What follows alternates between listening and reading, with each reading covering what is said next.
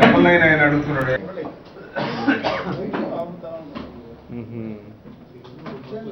కదా మీరు మాట్లాడమంటున్నారు నన్ను. ఈ ప్రత్యేక హోదాకి ఏది కూడా ప్రత్యామ్నాయం కానే కాదండి.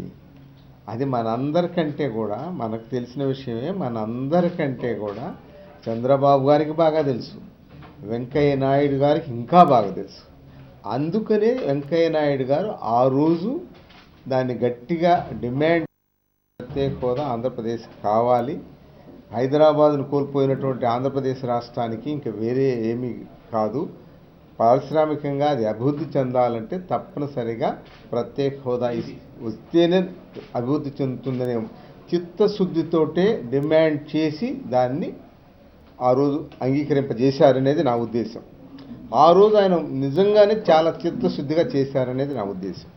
కాకపోతే ఇప్పుడున్న పరిస్థితుల్లో మోడీ గారి పరిస్థితి ఏంటో నాకు తెలియదు, కానీ ప్రధానమంత్రి గారు ఇవ్వంది, ప్రధానమంత్రి గారు ఓకే అనంది వెంకయ్య నాయుడు గారు ఏం చేయగలరు?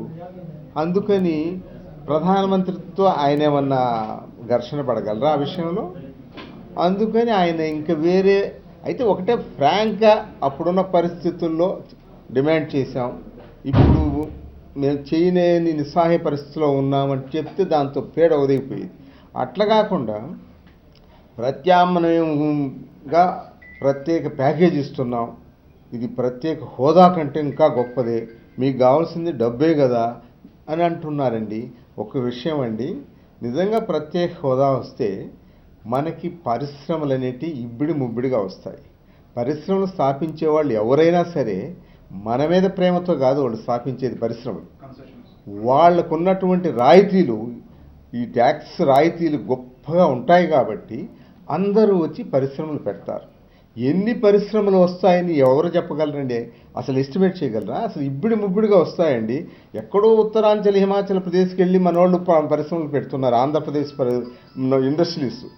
అటువంటి పరిస్థితుల్లో ఆంధ్రప్రదేశ్ అన్ని సౌకర్యాలు కలిగినటువంటి ఆంధ్రప్రదేశ్కి ప్రత్యేక హోదా వచ్చినట్లయితే తప్పనిసరిగా పారిశ్రామికవేత్తలు కానివ్వండి, కొత్త పరిశ్రమలు పెట్టేవాళ్ళు కానివ్వండి, అందరూ కూడా ఇక్కడ వచ్చి పరిశ్రమలు పెడతారు. ఆ విధంగా రాష్ట్రం అన్ని విధాలా అభివృద్ధి చెందేదానికి అవకాశం ఉంటుంది. దానికి ఈ ప్రత్యామ్నాయం ఎలా అవుతుందండి? ప్రత్యేక ప్యాకేజ్ ప్రత్యామ్నాయం అవుతుందా? అది వాళ్ళకి తెలియని విషయం కాదండి, మనకంటే గొప్పగా తెలుసు. కాకపోతే వాళ్ళు ఉన్నటువంటి నిస్సహాయ పరిస్థితిలో ఎందుకో నాకు అర్థం కాదు.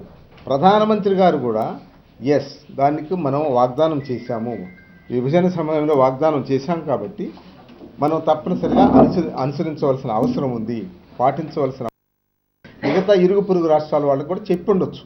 ఇప్పుడు ఏంటి, అశోక్ గజపతిరాజు ఒకానొక సందర్భంలో 2-3 సందర్భాల్లో కూడా చెప్పాడు ఆయన, పొరుగు రాష్ట్రాలు తమిళనాడు, కర్ణాటక, ఇంక్లూడింగ్ తెలంగాణ, ఒరిస్సాను కాకుండా ఇంక్లూడింగ్ తెలంగాణ వాళ్ళందరూ కూడా అబ్జెక్షన్స్ చెప్తున్నారు.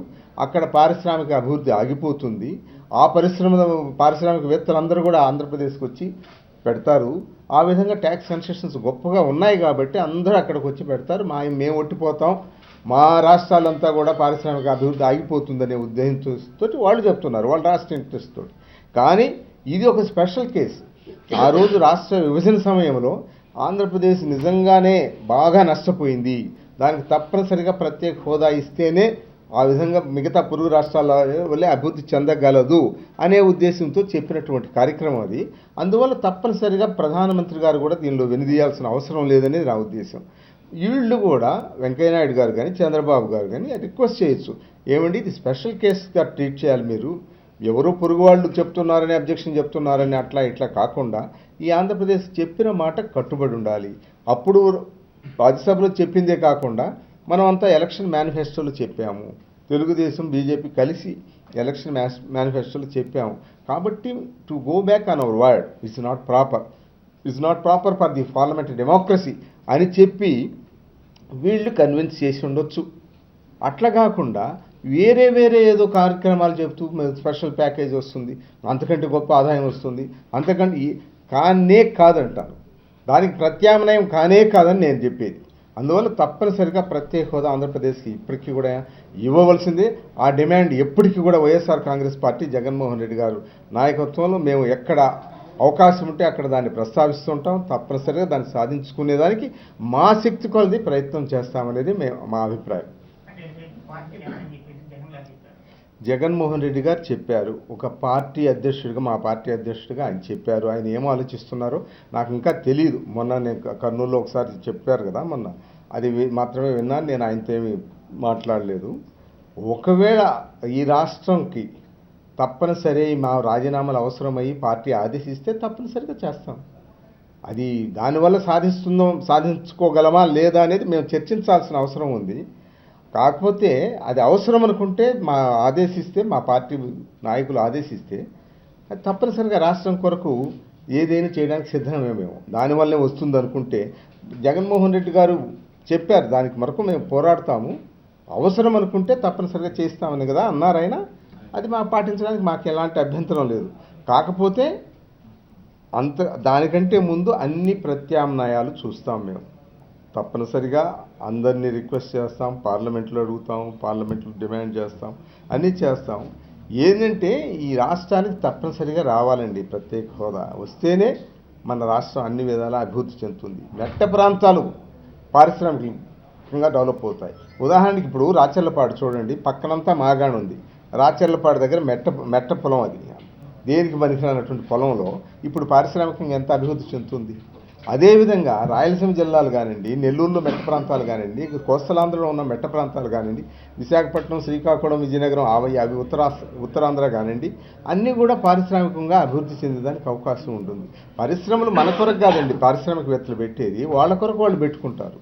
వాళ్ళకున్న రాయితీలు, వాళ్ళకున్నటువంటి అడ్వాంటేజ్ కొరకు వాళ్ళు పెట్టుకుంటారే కానీ దాన్ని ఎలా అంచనా వేయగలరండి మనకిచ్చే ఒకవేళ ఏదైనా కాస్త డబ్బులు ఇస్తే కూడా ఆ పారిశ్రామికంగా అభివృద్ధి చెందితే వచ్చే ఆదాయము ఈ విధంగా మనం అంచనా వేయడానికి వీలవుతుందా? అందువల్ల దానికి ప్రత్యామ్నాయం నేనే లేదు అనేది మా ఉద్దేశం. తప్పనిసరిగా ఈ రాష్ట్రానికి ప్రత్యేక హోదా వస్తేనే ఈ రాష్ట్రం అన్ని విధాలా అభివృద్ధి చెందుతుంది. అందువల్ల దాని కొరకు తప్పనిసరిగా మేము ప్రయత్నాలు వైఎస్ఆర్ కాంగ్రెస్ పార్టీ ఉంటుందనేది నా అభిప్రాయం.